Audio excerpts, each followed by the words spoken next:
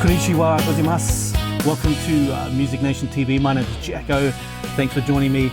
It's Sumo Week. It's Harubashu in Osaka, Japan this week. So I'm wearing my sumo hat. I'm celebrating the sumo. You should watch sumo. It's lots and lots of fun. But today we're not going to talk about sumo. We're going to talk about Kontakt and how it is just such a fantastic platform for us composers.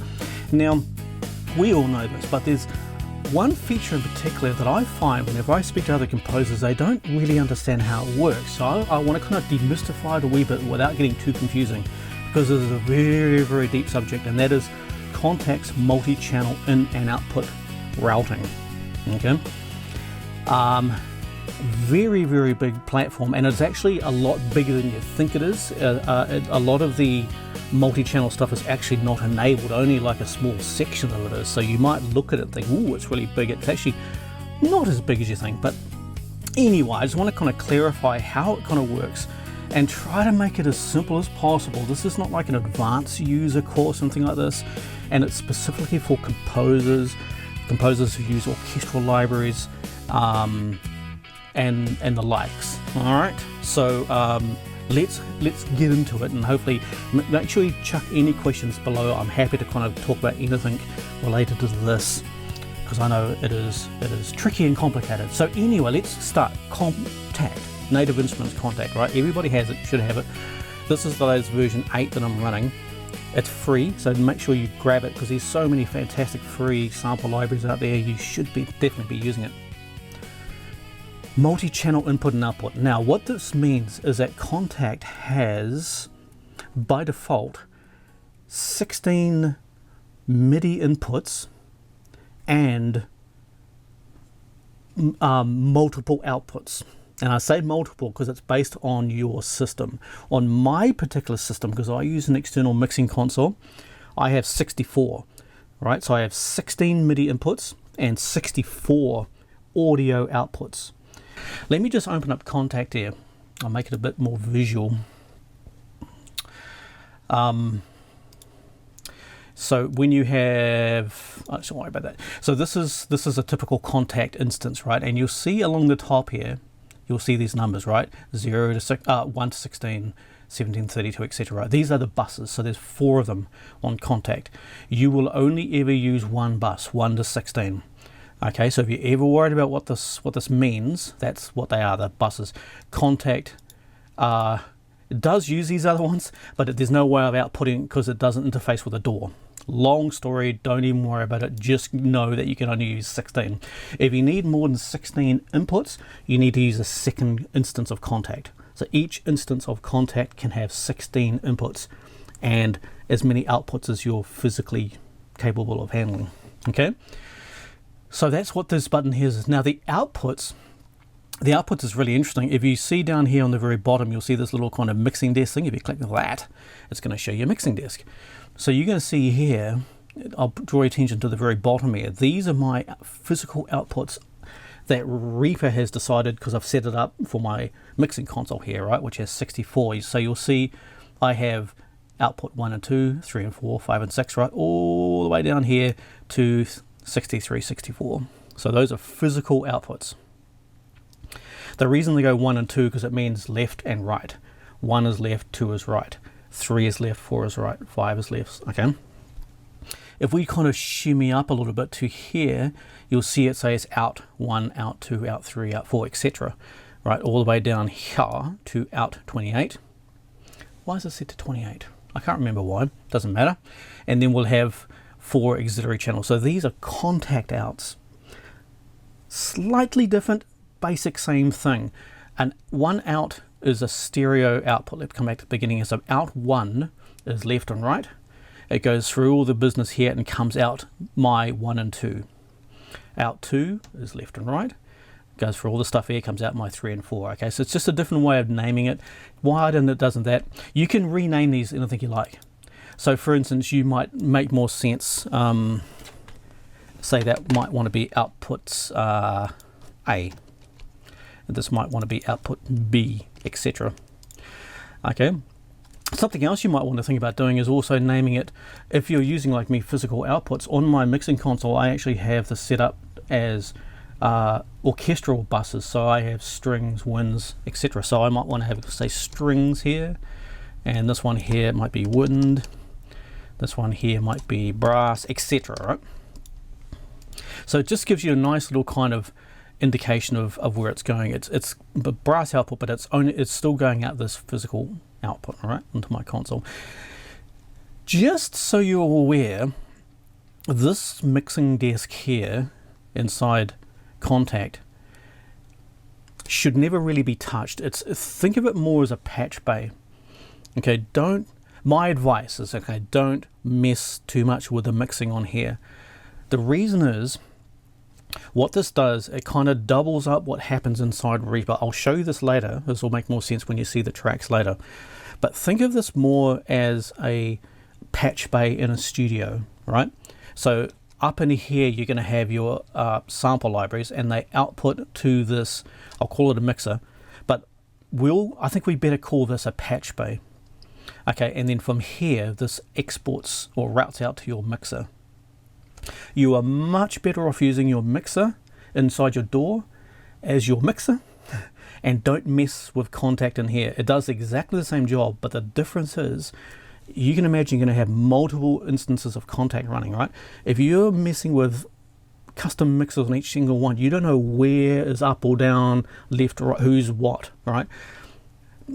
It could be anything going on, and it gets way more confusing. I imagine having 20 or 30 instances of Kontakt running, each with a discrete mix. It'll be just chaos. So just don't use the mixer inside Reaper. Think of it like in a real studio, like you've got your physical patch bays, right? So all the synthesizers plug into the back of the patch bay, and from them that plugs into the mixing desk, right? You would never get into the patch bay and go around the back and solder in some transformers and set levels physically in the back of the patch bay. That would be dumb, right? You would use the mixing console to do it. So think of it the same way, all right? Cool. Now, let's load a thing. Let's load something that makes sound. Let's bring in something that's got lots of channels, like the orchestra. Fantastic library. And we can see how this all kind of comes together. If you click this little button down here in the corner of Kontakt, that gets rid of the libraries, so you can kind of give yourself a bit more space. Let's kind of bring that about there. I'll make this as big as I possibly can. So I'm running on just an HD screen here, so it's a little bit small, but anyway, I think you'll get the gist. Now, if we play that, yes, we get sound. Okay, by default, Kontakt spits everything out to channel 1 and 2. And you see this on the top of any Kontakt instance, articulation instance that is, this little bar at the top here, right? So there's two ways of looking at this bar. Currently we're on snapshot view, which is basically presets. You can load presets in here. This is not that interesting for us. We want to change to the info view. So you'll see this little camera, that's preset view we're on now. We want to come to this one here. This is going to be the info. Now this is a lot more interesting. So we're going to have our MIDI channel, and we've got our outputs.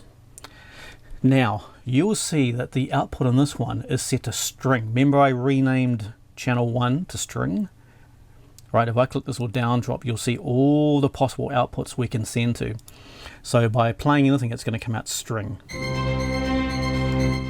I just said don't mix on here, but I'm just going to bring this down just for the meantime, just so we can hear each other. So we can see that's coming out there, right? If I change this output here to, let's say, channel 6, so out 6, this one over here, you can see it's coming out here, all right? Pretty straightforward stuff, right? You can send it out to any channel. For instance, we might want to send that out our brass. This one here, doink, and now it's coming out the brass channel. The reason you can't hear it is because I haven't set up Reaper yet. But I think you kind of get the gist of this, right? So every single articulation that you load up will have its own discrete output. Now this is a global output for the entire articulation that you got loaded. So I'm just going to reset this to strings. Now the orchestra is like many articulations have multiple outputs. This is a great example of a multi-output library. So I've just come over to the mixer part of the orchestra here, and now we can see each of the output channels. So the orchestra has 5 for reasons. I don't know what they are, but there are 5 outputs. Now these are stereo outputs. Now by default, we'll see down the bottom here, it says default. This is the output channel that it goes to, right? If you click this little down arrow, you'll see we have all our options. You'll see our string option. Remember I made the custom string, right? Let me just solo that channel there, that's horn. And I'm going to send the horn out the brass, because of course you would, right? So we'll see the brass output down here. We have horn.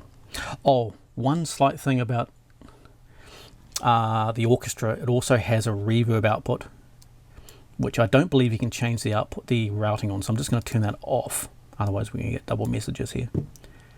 So we can see here brass is coming out. The brass channel.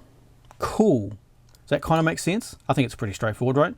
So we can send brass out there. We'll send the strings out the strings. We'll send the organ out the wind for reasons. We'll send that organ out channel 6, and we'll send the taikos out percussion. I didn't set it up, so that'll be in channel 4 for reasons. And we're going to see, if I unsolo it, we're going to see lots of things happening. Okay, so we get the, I hope you get the internal routing of how this little, I'll call it a mixer, but I think we'll call it a patch bay. The patch bay works here, right? So by default, every single articulation has its own global output, and then you can set individual outputs. Now, I just remembered, coming back to the global output, when you're doing individual outputs like this, you want to turn off the global output. See, we've set it to strings. What we want to do is actually set that to create separate master output channel. So if I do that, that means now this doesn't send out, and it relies on these individual send outs. Sorry, I should have said that before. Otherwise you're going to have one channel with everything as well. Okay, so some other plugins. Let's have a look at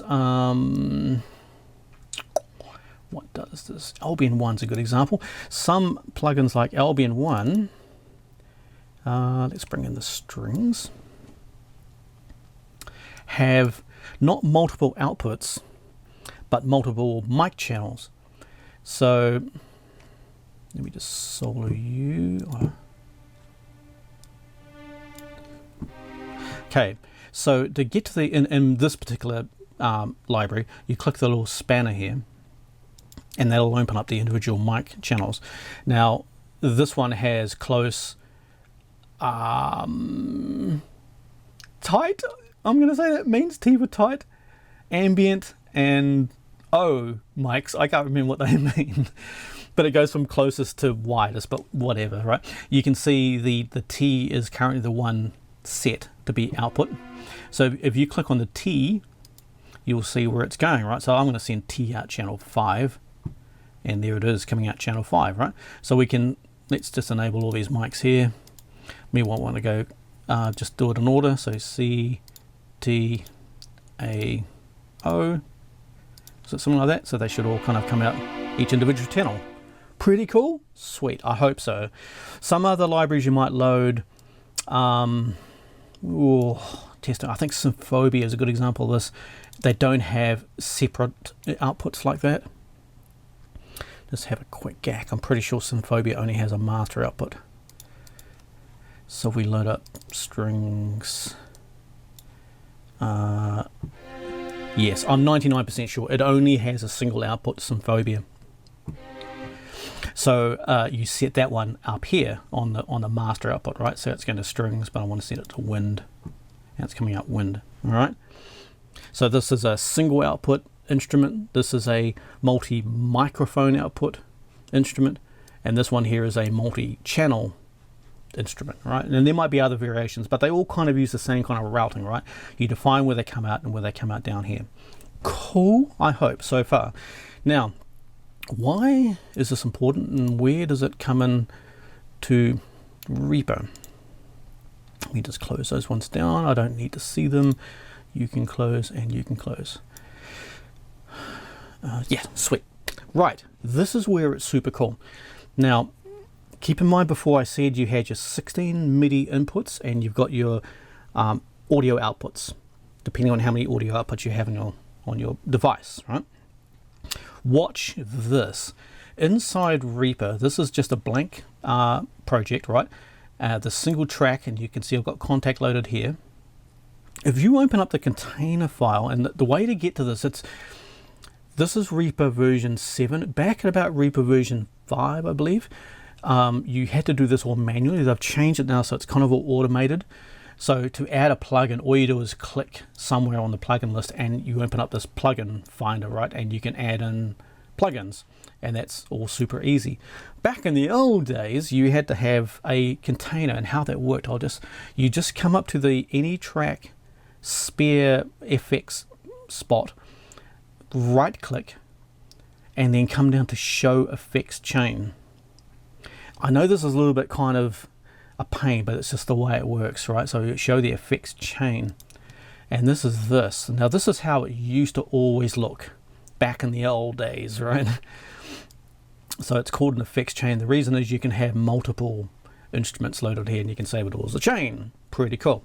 But what I'm going to show you today is how this is used as you can set up multiple outputs in a snap. It's so cool.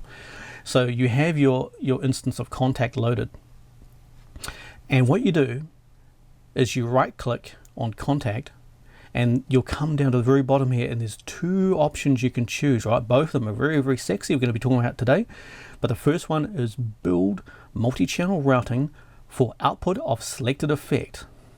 Bit of a mouthful, but it builds an output channel for every single output of the selected Kontakt effect. Let me click.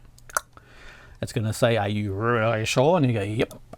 And there we go. It's loaded an output. Let me just get rid of that. For every single channel of Kontakt, right? So you can see it comes down to channel Kontakt out 28. We'll just kind of look at Kontakt. Output 28. There it is right there. Then we have 1, 2, 3, 4 auxiliary channels. 1, 2, 3, 4 auxiliary channels. It's all perfect, right? And you'll see the nomenclature that I've used. Strings, woodwind, brass, those special custom ones I did. It sees those strings, wind, brass, extra. So you can set up a really nice custom preset for here, and Reaper will detect that and automatically load your tracks as that. And on that, by the way, let me just kind of divert a wee bit. These names in here are meaningless inside Kontakt. They're just so for your own records, but they are kind of handy. But you don't always, for instance, want number 1 track to be strings, number 2 track to be winds, etc. You might have completely different libraries or whatever reason, right? You can save these as presets, right? So you come up to this little button here, yoink, and save preset. Okay, so if you save this, and I'll call it, I'll just call it that, new output preset, yoink, it's now saved. The reason is, if we come down here, I'll start a new track. So this is a brand new track. I'm going to put a new instance of Kontakt in here. Right, so this is a completely brand new instance of Kontakt. We open this up, close you down, and let's have a look at the mixer. Maybe I push this button down here. The mixer is reset to the default Kontakt output. It doesn't remember what we kind of made over here, so you need to load in that preset that we just made. Dink. And there it is there, winds, brass, etc. Right? So that's how you save. Now you can make this default.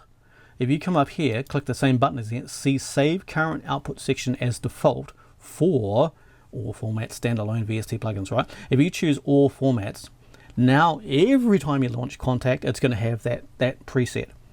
I wouldn't do that because that's not necessary, right? However, you might have a really in-stone routing system that never ever changes, and you always want it to be that.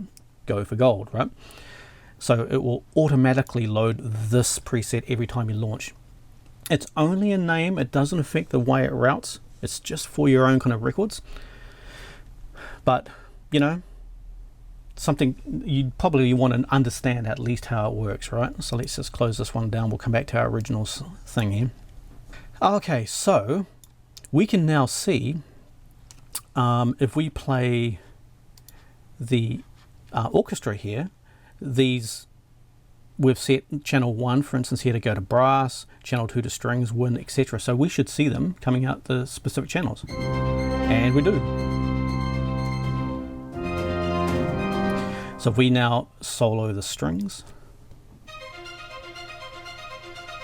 pretty sweet, right? Solo the brass. Now this gets back to what I said before, do not mix inside here. Even though I just mixed, don't follow my advice. Don't mix inside Kontakt. Think of this as a patch bay, right? Just ignore these faders. You want to mix inside Reaper. So I want to set my levels in here. So this is all really, really loud.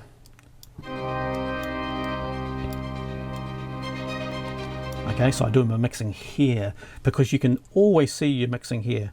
Another very strong reason for doing this, slight tangent, you can set CC MIDI automation for levels inside a instance of Kontakt or an articulation, the pans, all that kind of stuff, right? That's all sweet.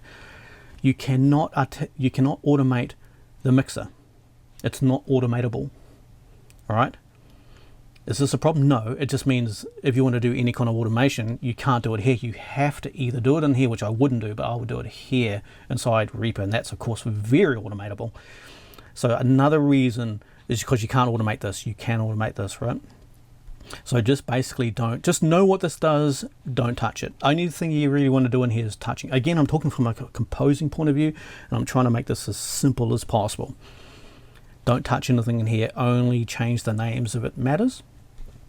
While we're here, you'll see underneath each of these channels there's these effects you can add in here. Again, I just wouldn't. I would do effects and everything outside of Kontakt. Just the effects aren't that crash hot anyway. It's just because you're going to end up with this problem where you don't know where the effects are, what channel has effects, and let's say you like an EQ, you've got to put it on every single damn instance of Kontakt. It's just annoying, right? You can just do it right here inside Reaper. Too easy. I mentioned before, come to the very end here, there's auxiliary outputs. Auxiliaries work slightly differently, and they can be handy. That's definitely worth knowing what they do. Auxiliaries work not from the track output, but they work directly on the instance, and you enable that up the top here in the AUX. If you click that button, you'll see underneath the instance, you're now going to see auxiliary sends, right? So I'll turn it off and on and off and on, right? So you get them down here. You can send auxiliary sends, and what that will do is send a mix out the auxiliary channels 1, 2, 3, 4. You can add as many as you like. And those there will come out inside Reaper down here. Arguably handy if you wanted to split stuff up, but again, I just wouldn't go there personally as a composer. I would do any auxiliary sending inside Reaper directly. It's just so much easier because you're just going to get confused. So that's the auxiliary send, and I'm going to go off just one more big tangent, so sorry about this, because I see this button right here. This is a really neat little button you want to know. KSP, it stands for Kontakt SP. I can't remember. It's a coding language, right? So if you click that, it's going to up the script editor. And what these are, you can create your own scripts if you're a real egghead and you understand how this stuff works, or you can use pre-made scripts, which are really quite neat. And how they work, you'll see you have these 4 or 5 little kind of areas here you can add a preset. If you hit preset factory, and there's all these kind of neat little things you can do, chords for instance, right? So if I'm just playing a single note here, if you push chords, let's make it that.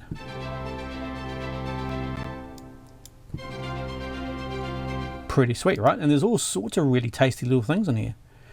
Intervals are really nice.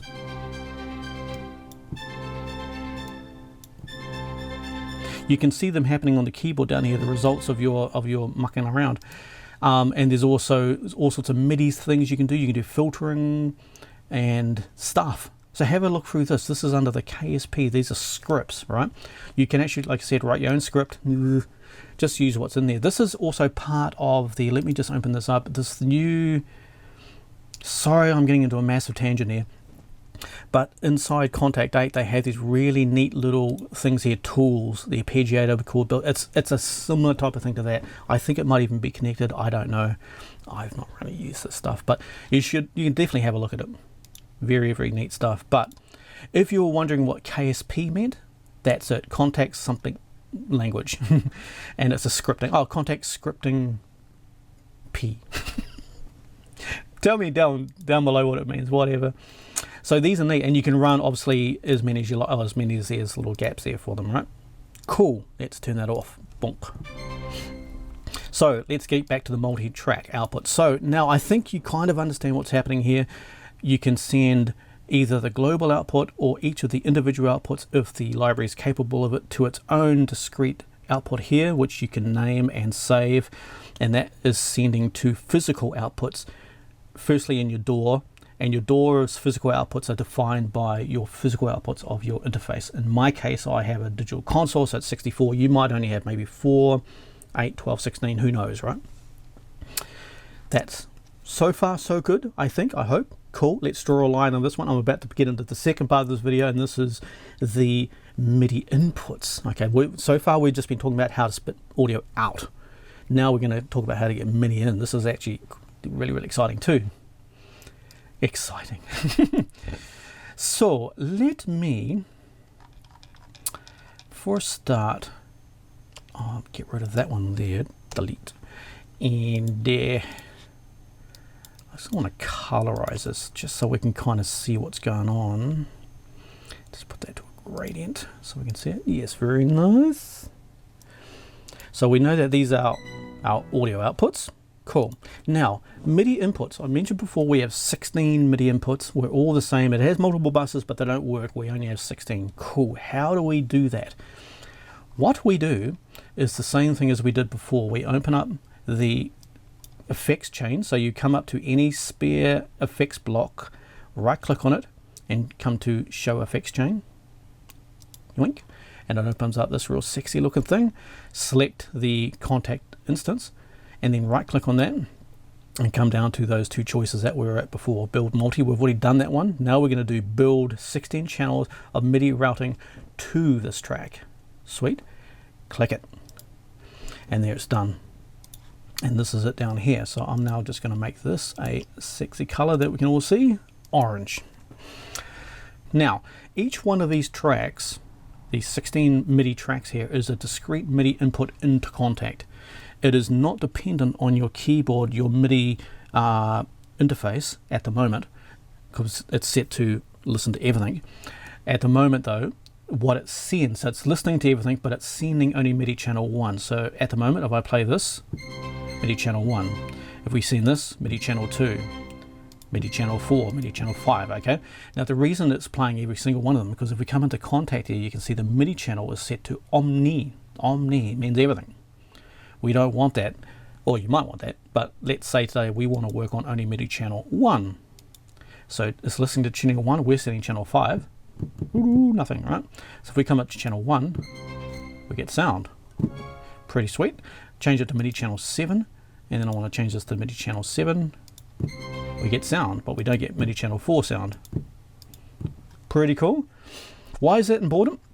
It's because various reasons you want to split your MIDI channels out. Most importantly is when you work with MIDI channel notes. Now I have another video in my channel. I highly recommend you watch this on how MIDI channel notes work. Very, very cool system of building an orchestral template, but in short you can assign specific articulations to MIDI notes. So longs, shorts, tremolo, etc., right? To a specific MIDI note, but each MIDI note needs a MIDI channel, and you do this in here. This is how you set the MIDI channels.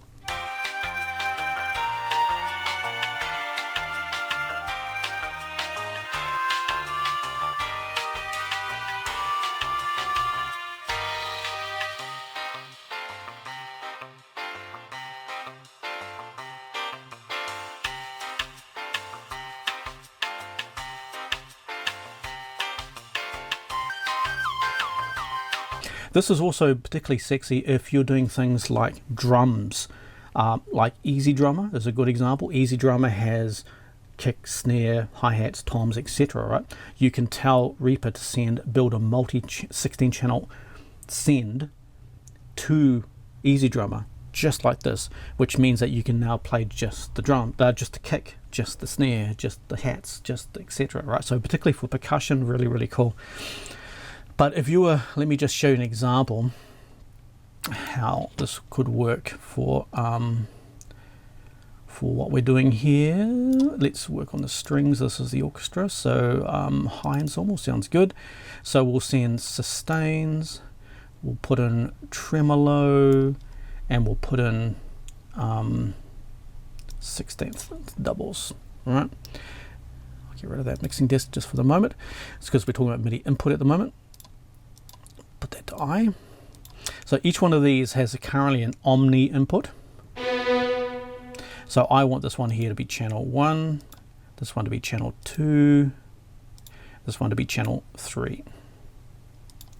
Cool. So now if we play the associated MIDI channel 1, MIDI channel 2, and MIDI channel 3. Pretty straightforward. Sweet. So on top of this, you do your MIDI, your audio outputs. So you might want to send this high strings to output 1. So MIDI channel 1 equals output, audio output 1 as well. That kind of makes a bit of sense. Okay, I know it's kind of a bit complicated. We've got the orange channel, 1 to 16 MIDI channel into Kontakt. Once it's in Kontakt, you can now split the audio output to as many channels as your physical hardware has, in my case 64, and this is the routing. This is how it works inside Kontakt, and we don't want to mess with this mixer inside Kontakt because it's going to make things very confusing. Mix inside Reaper. However, we possibly might want to edit the name of the titles here and save them as presets, because that, you know, you could have multiple kind of presets that you use on a regular occurrence, right? If you use them all the time, you could set this as your default state. I wouldn't recommend doing that because you'll be always kind of changing it, trust me, right? But that's what you can do. So there we go. Does that kind of make things worse or better for you? I think it's important to understand how the routing works, even though I've said don't mess with it. It's good to know how it works, because if you do want to mess with it, you're ready to go. I think it's very important to understand how the MIDI comes in, right? Because if you follow my MIDI note channel advice, that's fundamental to how it works. As far as the output goes, that's kind of a high-end thing, and I do have outputs. I like to have strings separate from woodwind and so forth, right? If you're not too worried about it, you can just send it all out the master output and just kind of mix it, and it's fine. But if you do want to have some degree of control, and I'm sure everybody's like that, do that. Send it out discrete outputs and then mix it inside Reaper. You don't have to use the channel mixer like this. Like Reaper has a really nice mixing console, so you can mix it inside the mixing console, and it's very pretty and stuff. I prefer to mix mine on my hardware console because I like to fiddle knobs and faders and stuff. So let me know what you think below. Have I covered everything? Does it make it a bit clear for you?